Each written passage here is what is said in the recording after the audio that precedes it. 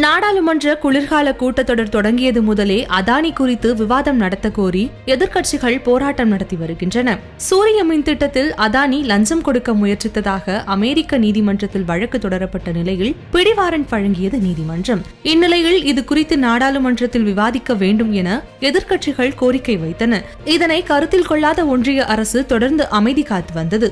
இதனை கண்டித்து காங்கிரஸ் கட்சியினர் தொடர் போராட்டத்தில் ஈடுபட்டு வருகின்றனர். இன்று அதானி, மோடி இருவரும் ஒன்று என்ற வாசகம் பொறிக்கப்பட்ட முகக்கவசத்துடன் எதிர்க்கட்சியினர் சட்ட புத்தகத்தை கையில் ஏந்தியபடி முழக்கமிட்டனர். இதனிடையே பாஜக எம்பி சம்பித் பத்ரா இந்த போராட்டம் பற்றி பேசுகையில் ராகுல் காந்தியை துரோகி என விமர்சித்திருந்தார். இதற்கு பதிலடி கொடுத்த பிரியங்கா காந்தி, சுதந்திர போராட்டத்தில் பங்கேற்று 13 ஆண்டுகள் சிறையில் இருந்த ஜவஹர்லால் நேருவை துரோகி என்று சொன்னவர்கள், பாகிஸ்தானை இரண்டாக பிரித்த இந்திரா காந்தியை துரோகி என்று சொன்னவர்கள், ராஜீவ் காந்தியை துரோகி என்று சொன்னவர்கள் இப்போது ராகுல் காந்தியை பற்றி இப்படி சொல்கிறார்கள்.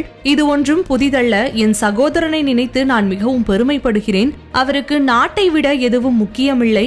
கன்னியாகுமரியிலிருந்து காஷ்மீர் வரை 4000 கிலோமீட்டர் நடந்தார். நாட்டின் ஒற்றுமைக்காக மணிப்பூரிலிருந்து மகாராஷ்டிரா வரை நடந்தார். இவர்கள் எதையாவது சொல்லிக் கொண்டே இருக்கட்டும், பரவாயில்லை.